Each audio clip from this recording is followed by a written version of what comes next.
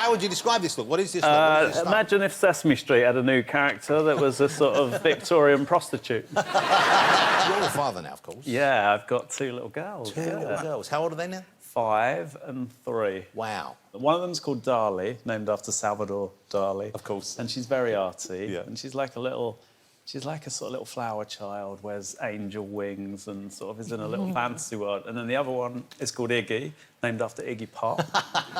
And she's quite rebellious already. She's like Tank Girl. Yeah. She's already smoking, driving a motorbike.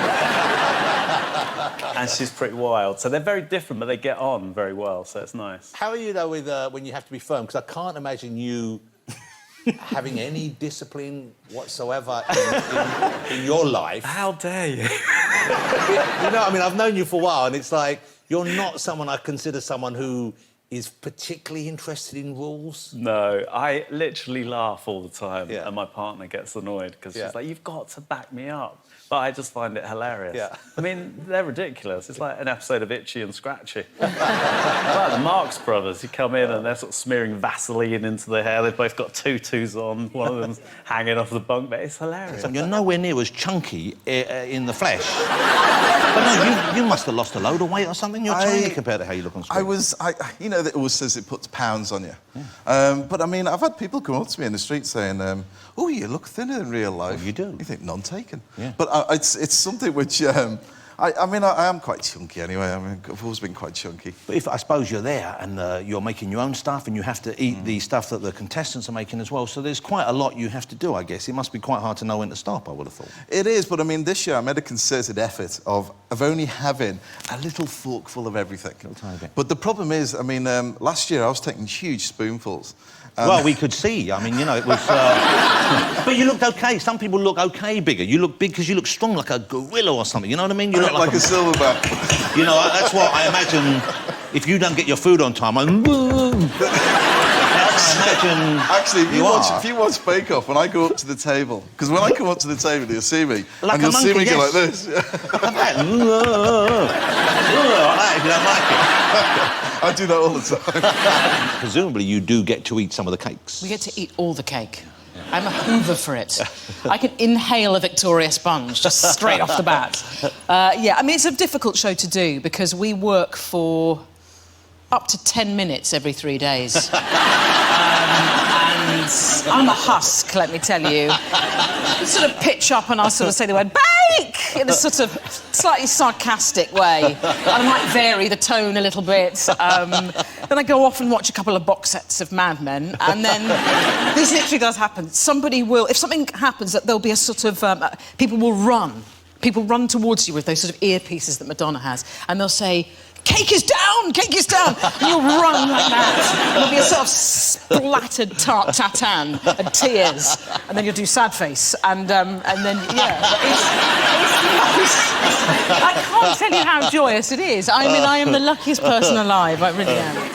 I think they should not only be taught to cook, but they should cook, and it is actually a crime to waste a bit of your life on takeaways. Basically, you're going to prison. He is. Judge Judy. Sorry, Mum. It's like... You filthy criminal. Sorry, Mum. No, there are 2 things that you should never waste at mealtime on bad food, and you should never waste a night of your life on a bad bottle of wine. Yeah. Paul would agree with that. No, I don't know. It's a bit of a sort of wild card, really. But, you know, I got the call, I was in my coffin, and I didn't have much on. I like a quiche, why not? So, presumably, you were a fan of the show beforehand? Yeah, big fan, actually, yeah. I actually got into it. My friend Serge from Kasabian said, oh, you got to get on Bakeoff, it's great. And I thought, oh, Bakeoff, I don't know. And then I watched it. Ended up watching, like, 3 series back to back. It's very Moorish. Absolutely loved it. And then, weirdly, about, I don't know, a week later, they said, well, do you want to come in and... maybe do a test for Bakeoff. And I thought, is this a dream? And so you auditioned? You had to do an audition? Well, I had to do a sort of, you know, a little chemistry test with Sandy, and we just knew immediately. We loved each other straight away. We made love immediately. And she's a lesbian, so it's quite something. And I'm a lesbian, so it's just... Kids always think I'm Snape. Your own kids included. I just go with it. I haven't got the Do you know what I heart was going to say? I was going to say, I feel like I've been reunited with my Congolese cousin. This is how Congolese people dress. Everything. We love colours. We love fur coats during the summer. You know, we'd rather die looking this good. I love it. You can see that the three of you really tight and Paul desperately trying to get in to the circle of actual friendship there. He is the worst sort of practical joker. So he downloaded this fart app from the App Store. Oh, yeah. I mean, you might have downloaded it, I don't know. But, you know, basically it produces time. But you are up to date with all the modern tech, aren't you, Michael? I mean, you've got a you phone, get a fart app, Yeah. So this fart app you can get is it will deliver a range of farts from a dry, tight fart to, I can't actually believe I'm saying this to you, to a looser, more florid fart. You are the first person who's ever said this to me. I think I won't be the last. But what you can do is you can put it on timer, so it will wait 30 seconds before it releases. So Paul will always put it in Mary's back pocket. And we'll do that sort of walk into the tent looking very serious. And just as we're about to deliver the technical challenge, this explosive eruption comes from Mary's back pocket. And he did that for an entire series, I think series 4, until the very final, where we did it, there was this kind of explosion.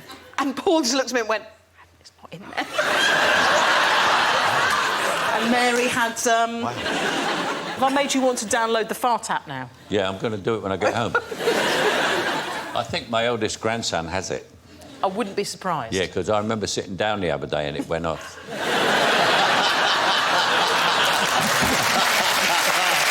Oh, dear. You have to knead the bread, you have to... I mean, is that why do you think ladies like you so much and some of the fellas? Because I know you're a bit of a sex symbol. Do you think they're thinking about those strong masculine fingers? It always makes me feel a little bit uncomfortable, that, because I mean I know what I look like in the morning, but I mean it's very flattering, but you know, I don't take it seriously. Really. I hear you give Mel and Sue a bit of a massage on the Bakeoff. I do, yes, I do. And they're powerful. What, Mel and Sue? Yes, they are. Look at those monkey arms of yours and those big, strong, thick-fingered, shall we say, chubby hands you've got right there. Because I've got a back thing going on here.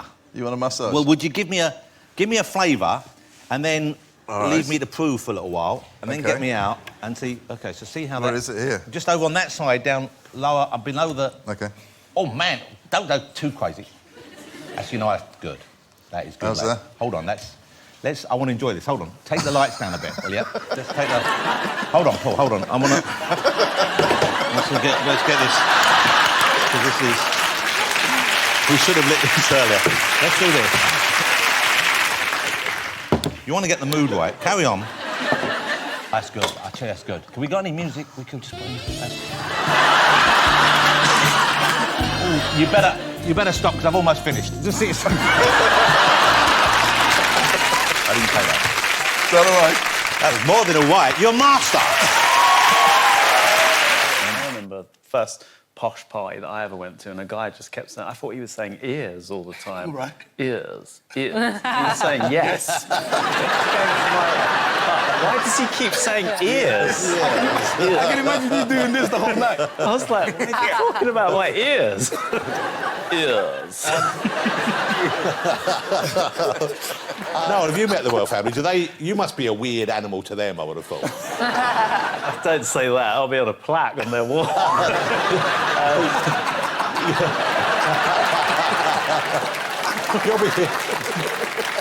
You'll be served at Sandringham with an orange in your mouth. No, what was the deal? You got people... I mean, people do love getting cross about things these days, it seems, and they got angry with you last series because you got into a fridge for comic effect. I know. I mean, can you imagine? I thought it was a wardrobe. I was looking for Narnia. That's where I live. I mean, it was going to happen. It was going to happen. If you put a fridge in the room, I will get in it. I'm a bit weird. No, what happens is we film for a long time, you know, long shoots. So most of the time, me and Sandy are just entertaining the crew. So you're just hanging out while the people cook. Imagine that was going to go in the show. We kind of did it to muck around on the day. And it was hot. It was very hot that day. It was really hot. And plus, you know, I'm already dead, so if I don't get in the fridge every now and then, I start to smell. It's a bit horrible for the bakers. You know Ollie's seeing a mysterious blonde. You know who that is, don't you? So we've got you to see this amazing hermit, this holy man who's going to tell your fortune. And we climbed up this huge flight of steps, and there he was. And I just went like that, been told to greet him like that, and he greeted me like that. And then his hands started this quite intense journey down my back, and then just ended up deep in the buttock. And you're just like, this is obviously what happens in Asia. I don't want to be, you know, I'm this terrible sort of colonial white idiot kind of doing that.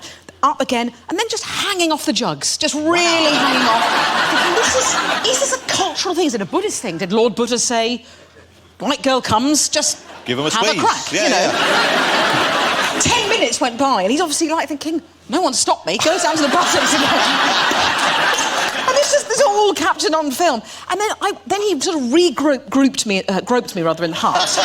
And I'm like, it's all getting a bit sweaty and difficult. And then loads of mates turn up with motorbikes and mobile phones. I'm thinking, I don't really understand the notion of hermit here. More groping by everybody. And then I said, would you read my fortune? He went, you'd be fine. That was it.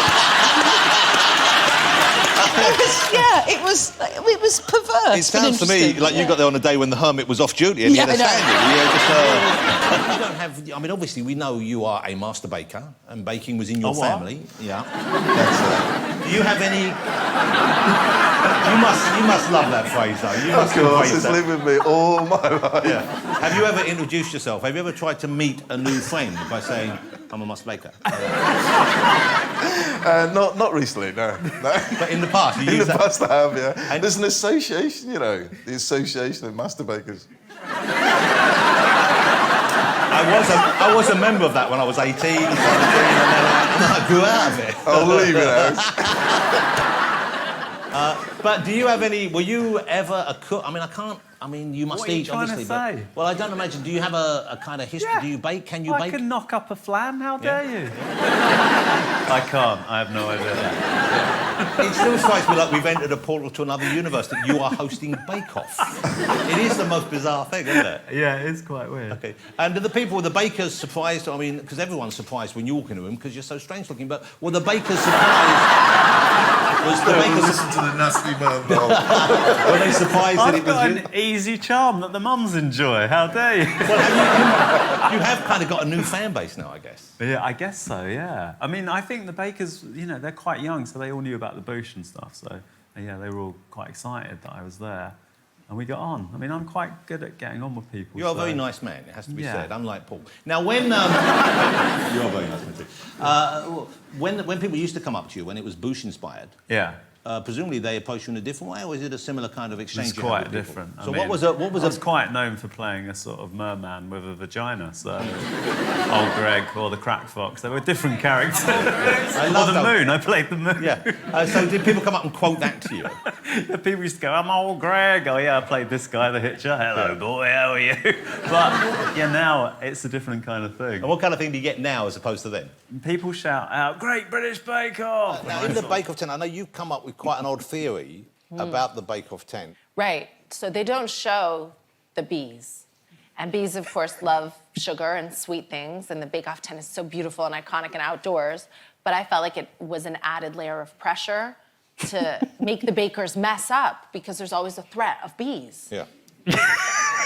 Right? I mean, and you went to the next level where you accused them of actually deliberately releasing bees into the tent to undermine your efforts. Well, that's the only reason why my cherry pie could have ended up so soggy.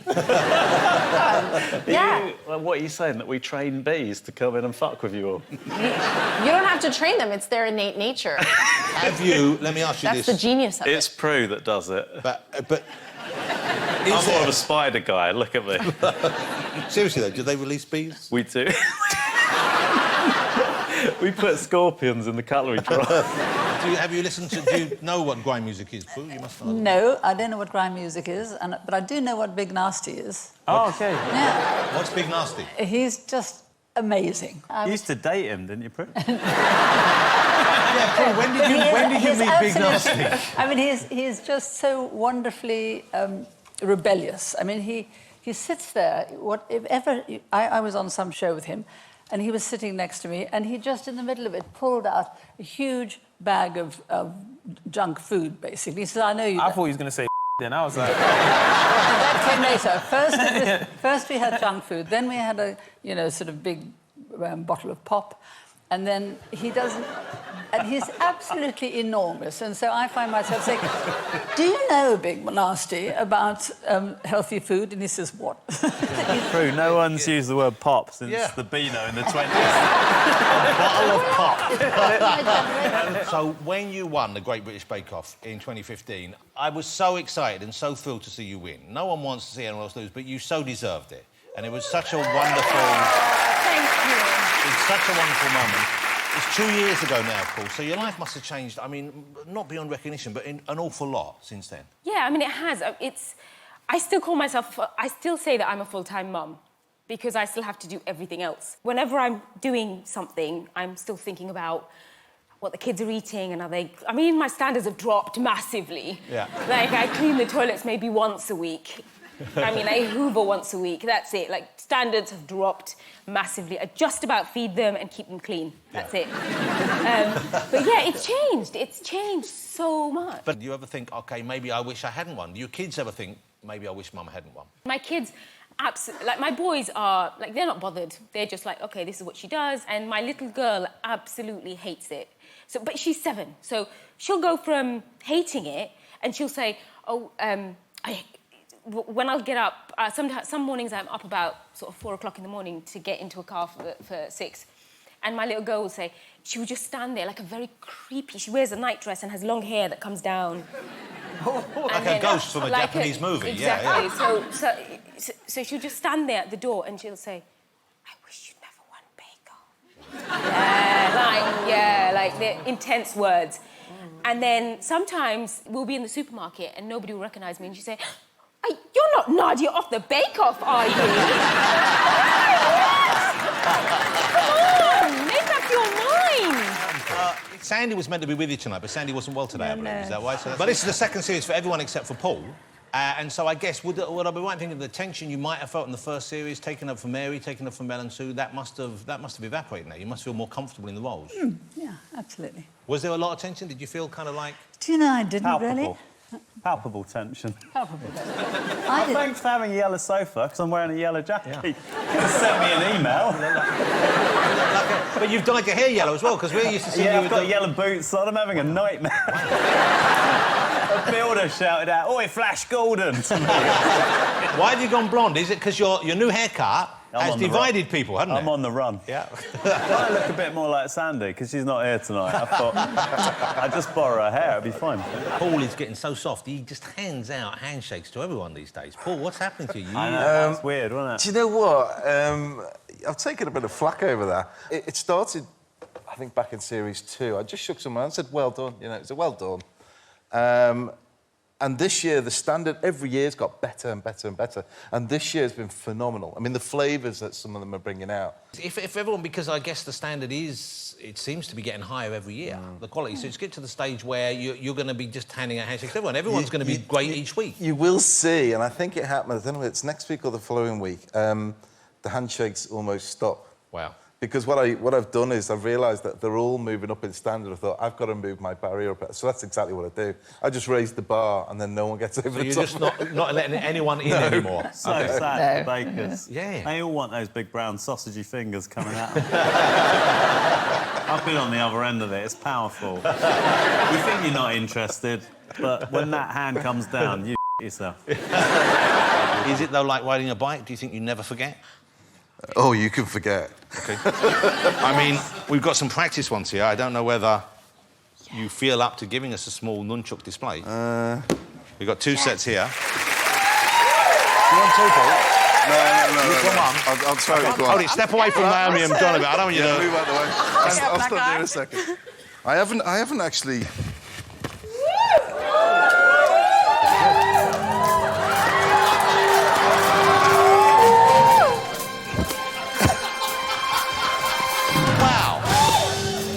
Pretty good,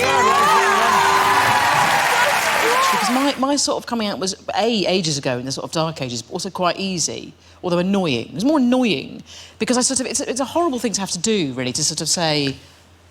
you're basically saying, I'm having sex to your parents. And that's all it is. It's no more dramatic than that, but it's just blaring at them. They don't really want to know. They don't, you know. But I sort of kept trying to ring them up, and eventually I thought, I've got to do this. So I rung up and I said, can I come and see you tomorrow? And my mum said, why? And I went, well, we'll discuss that tomorrow. I'm going to come up. Why do you want to come tomorrow? Because I do. I'm just going to get your dad. Right. 4 o'clock is... Why would you come tomorrow at 4 o'clock? This went on for ages. And she went, oh, God, do you just want to tell me you're gay? And it was like... It was so annoying because I thought, I had this moment planned where it was going to be slightly difficult. There'd be tension and friction and I'd flounce off and I'd cry and I'd look at a sort of piss-stained pavement and I'd think, why? And I'd come back and suddenly my mum would be embracing me and all my family would be there and then there'd be a fiesta. In fact, it was just my mum going, oh, God, get over it. Well, come if you want. Just to say, well, I'm not coming now. And just, you know, it's no good. You are kind of like, aren't you? You know, you kind of got Again, you know what I mean? yeah. In a good way, yeah, in a good way. Yeah, I must admit, I noticed, because Mary pointed it out, because we stand both sides of the table, and I noticed my knuckles were sitting on the table. She goes, look. Like cake. I have to claim that I didn't know I was going to go to an orgy. So where did you think you were going? I thought I was going to a party, and I went with this very nice guy, so I thought that would be great. And when we got there was a tiny little door. It was in some suburb of Paris. And it opened like that, and they were very reluctant to let us in, but we just wanted to get in there because it sounded like a great party. I bet it so did. Anyhow, we got in. And I can't... Honestly, Jonathan, all I can say is that there was room after room of sort of bouncing bottoms. Wow. Everywhere. Everywhere. I mean, and I was so embarrassed. Anyhow, this guy, he thought this was fantastic. So he just vanished. And so there am I, you know, I was 19 or something. And so I went to the bar, there was a bar, and somebody immediately said to me, why have you got your clothes on? And I said, oh, I'm just going to change.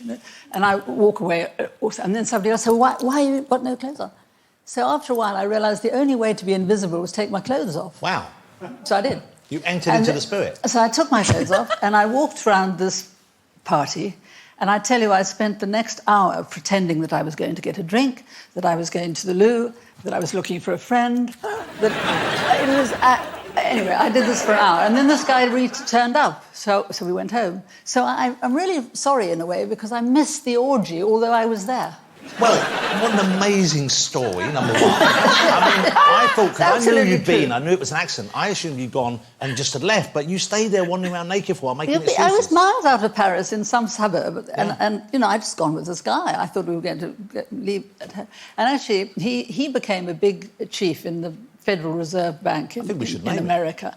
No, and I wrote a memoir, and I put this in it. And I sent him the transcripts to say, is it OK if I write the story? And I hadn't seen him for 50 years or something. And he said, please don't put my name in it. So I changed his name. How is Pikel? Pikel part two. He's at it again. But I'm curious about an orgy, because so where did the clothes go? When you took your clothes off, was there a room for the clothes? Yes, there were, well, I don't know where everybody else's clothes were, but I found a... You found a room? A cloakroom. And there were guys walking around, particularly one man I remember. Should I made an impression. Yeah, he made an impression. And he reminded me of nothing so much as somebody looking for a parking space. And he was walking Which around. really he kind of was, wasn't he? He was. That's what I mean. But what a life Prue's lived. Because when I first saw you on TV, I assumed you were, and please forgive me, but, you know, a woman of a certain age, you think, oh, they're going to be a bit starchy, you know, you've come up through the 60s and so. But no, you're out there. You have embraced life fully. I hope to live a little longer. I hope so, too. Do you watch the box sets with Mary, with Paul, with... Yes, we do. And she... but Mary loves Jeremy Kyle. We've got her into Jeremy Kyle. And she... This is extraordinary, isn't it? It's absolutely marvellous. And then after a while you'll go, it is real. Is it really? She watches all the box sets, and depending on when she started drinking,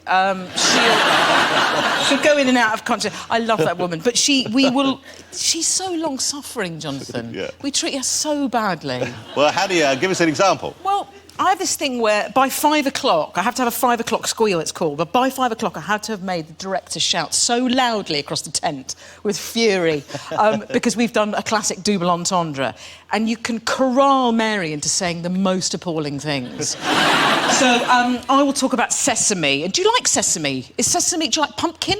You don't like that? And she'll eventually say, I hate the taste of seed in my mouth. And then the 5 o'clock squeal will happen. Or if there's plums, it's an absolute gift. It's really tragic. Does it's she deeply know childish. you're doing it, though? When does she catch on? She does. She's really good at spanking me. She can just really wallop my tush. Well, what's this? There seems to be a kind of game you play on the set with a spanking implement. Well, they have these sort of... because we're not allowed to have real props, so real cakes just get eaten. I'm like a locust. I will just work my way through it. So they stopped that in Series 2, and now we have plastic baguettes. And Paul, in particular, likes to take a running jump and thwack me so hard that my teeth knock together. Wow. Yeah. Wow. He's a sadist like that. But I got him. He overbent to receive a cob. And he overbent... just brought it up, and I connected so intensely with Big John and the twins that... so that's what we do. It's like a playground. So let's have a look at Mr. Hollywood. Let's see what we can do. Whoa, hold. Let's find it. That's sweet. Stick your tongue out. That's sweet. He's got the bear one. Oh, he's got the bear. Yeah. That's cute. That's what he goes dressed as to swingers parties. And finally, let's see if Noel... I'll be the same. Yeah. I know this one. It's got a bow. Oh! You make a beautiful woman.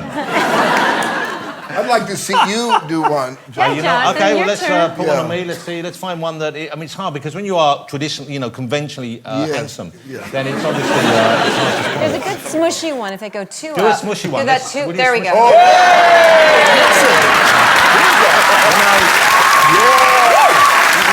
The terrible thing is... The awful thing is, it doesn't look that different. That's the awful thing. You were asked to bake a cake for the Queen's 90th birthday. Yeah. So how does that come about? Did you get a royal kind of letter, or did you just get a phone call? So they sent an email, and I thought it was a joke. I was in the middle of filming in Bangladesh, my first travel documentary, and I was trying to create these designs for the Queen's cake, and I thought, oh my God, this isn't happening to me, and I've got 4 days when I get back to make this cake, and it was mayhem. And I thought, oh my God, there's protocol, there has to be. And I turned up, and they said, there's nothing, you're fine. I said, so I can high-five the Queen? No, of course you can't high-five. I can chest pump her, right? No. I said, so there are rules. Give me some rules. Give me anything. But because then she just kind of turns up, and there she is, and there I am with a knife, just saying.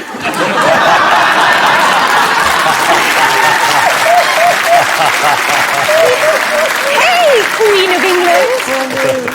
Fancy cutting a cake? I was like, oh God, this could end really badly. So I was really, really nervous. Yeah. And it all happened really quickly. And then Prince Philip I didn't know he was there, sauntered over. She said, this is the young lady that won the baking competition. And I thought, that's it, I've made it. The Queen just introduced me to somebody else. And not just someone else, to Prince Philip. Yeah. Anybody would do, but she introduced me. And I thought that was amazing. And then he said, yes, dear, I know who she is, but what flavour's the cake? What did she do? Tell us what she did to one of your cars. Well, I'm amazed. what happened was we were doing a demonstration in the NEC, Birmingham, and we'd split up. We'd just finished the last demo. I'd gone back to do a book signing, and Mary was leaving to go home. So I came out and said, "Where's Mary?" And there was a police officer escorting me out, towards my car, and I was with security. And they said, your car's over there, Mr. I said, thank you very much. Where's Mary? Oh, she's gone. Have you noticed what's on your car? And I went, what do you mean? He said, someone's written on your car. I went, what do you mean someone's written? Mary's written on your car. No, she wouldn't do anything like that. No, seriously, Mary's written on your car. And as I got close to the car, it just said, love Mary with a kiss.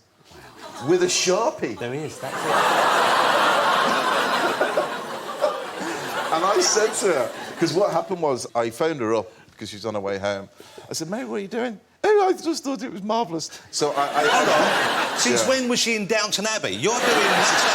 You don't know her. You don't know her. But the police officer was there and she said, would you like Mary arrested? I said, yes, I do. I want Mary arrested. I believe you kind of have the modern phrase for a bit of a disagreement is beef. And I believe you have some beef with Katherine. Do I? Oh, no, not beef. I mean, it's not a beef. It's just, do you remember after Bakeoff and then we saw each other at the MOBO Awards? Yes. My husband was with me and Now, he's a very good-looking man. He's all right. Well... He's above average. He's a good-looking lad. Certainly is. Yeah. But then Twitter kind of went a little bit crazy and they were like, well, yes, there's Nadiya, but have you seen her husband? And you started that, didn't you? Listen. Because some people, there's almost people obsessed with him online. I know he's got a fan base, but he isn't a performer. No, he works in IT. No, there's nothing glamorous about that. Yeah, No. It's when Nadiya got close Yeah. to the end that we met the family on Bakeoff. I remember, and I did tweet about him. You did. But that I like to participate in a political overcorrection of objectifying people's husbands. Prue, what about you? We've been doing the rule of 6 every night, cocktails. And Nice. I am brilliant at cocktails. Wow. The result is I put on a stone, lots of cocktails. Alcohol doesn't half put it on, does it? Which ones? What cocktails do you like? Well, I make them up, but I like a sort of blue, anything with blue curacao. Well, that's not really a cocktail, that's just a drinking problem. But you're sitting outside, of course. Outside? Yeah. On a terrace. And I don't know whether you turned... I hope we can say this, you had a big birthday. Last year, in February, you're 81 this year. I'm 81 Last year, this year. you turned 80. I Did you know. get to have a party? I didn't. I was going to take all my friends to Scotland and we were going to go round the Western Isles. And it was cancelled. So then I thought, well, I'll rebook this year and we'll go when I'm 81. But everybody else has done the same thing. So they've booked out till the whole year. So we're going to celebrate my 80th birthday on my 82nd. You look so amazing for 81. Trust. It's a lot of slap. I mean, you do. You look incredible, though. I mean, is there... A secret. We know you're a heavy drinker, but is there any other secret? Well, you know what I think is happiness? I've just had a really lucky life. And I like my job, and I like my family, and I like my friends. I even like my husband. Wow. So it's very rare, but what a lovely thing to hear. In Rahul, I've met someone actually weirder than me. He's so sweet, and He's he's like a Mr. Bean character, isn't he? It's like Charlie Chaplin. He's physically very funny. I'm not sure if he's 100% aware of how funny he is. He talks for a long time, because sometimes when we go to the bench, you know, we normally say, Raoul, what are you making today? Yeah. And literally, we can be standing there for 10 minutes. And what does he just explains It's just a everything? monologue of it, where his just talks family, his and story, his mum. He phones his mum up 4 or 5 times a day. And the most extraordinary thing is that in real life, he's a scientist, and he's a very top guy. He's a nuclear scientist. Yeah. Yeah. I don't know whether someone that nervous is the person I want with their finger on the button. He basically makes cakes, takes them into shops to make friends. No, there was a guy who was stacking shelves in one of the Hugest thing in the world. supermarkets, didn't he? Yeah. And he worked at night, and he used to go in and see him. Yeah. And bring him a cake. Well, I you know know. what? If he doesn't win this year, then the two of you are monsters. I mean, in London, if someone brings you a cake and says, do you want to be my friend? You don't eat it. You're going to wake up with no pants on. Yeah. There is that. There is that.